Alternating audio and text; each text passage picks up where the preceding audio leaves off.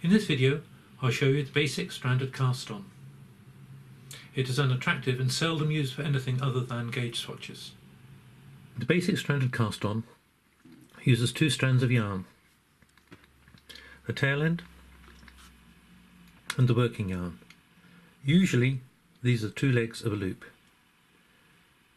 I have tied a dark coloured yarn for the tail end to a light coloured yarn for the working yarn.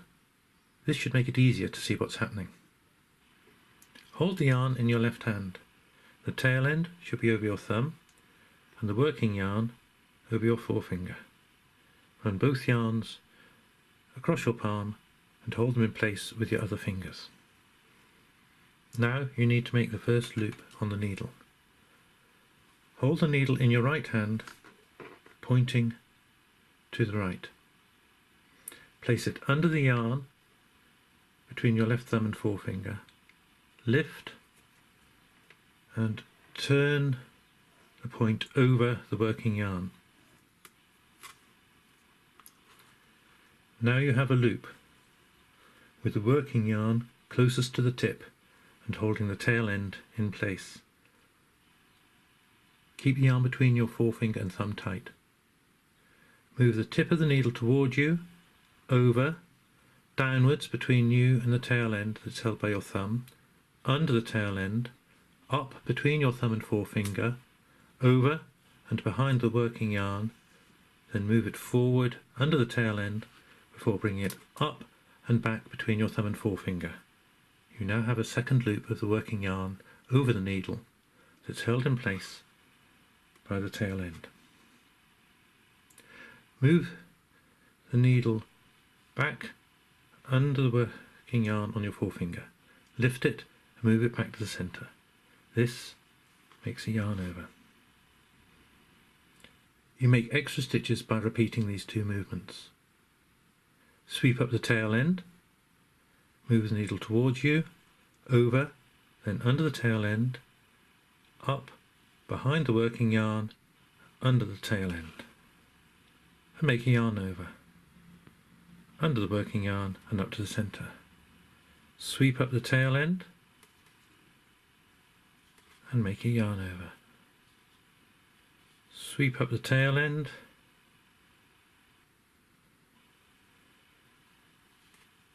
and make a yarn over.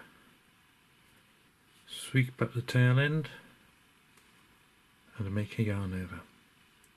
Each of these pairs of movements makes 2 stitches.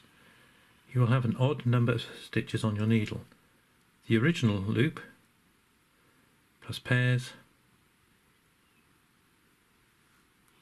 of cast on stitches.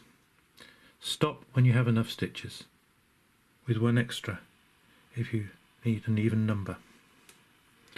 Turn the needle round and hold it in your left hand. You are now ready to start the first row.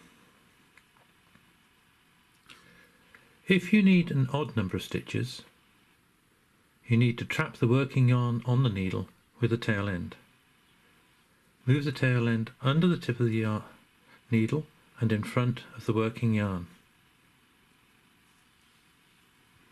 Hold it in place against the needle with the fingers of your left hand.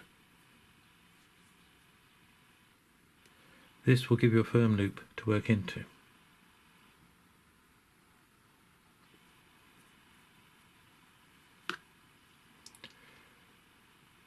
If you need an even number of stitches, you'll have an extra stitch on your needle. Carefully take the last yarn over off your needle. The tail end is lying loosely around the working yarn. Hold it against the needle with the fingers of your left hand.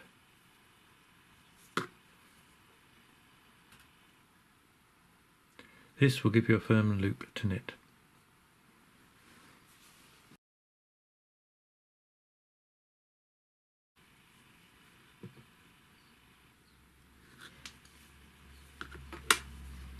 Here's the cast on edge.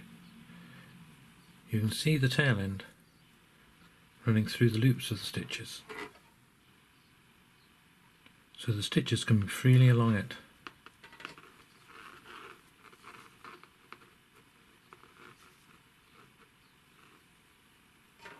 This means that the cast-on edge does not pull on the body of the knitting. In this video, I've shown you the basic stranded cast-on. I hope you found this video useful and you'll be able to use the basic stranded cast-on for your gauge swatches. Happy knitting!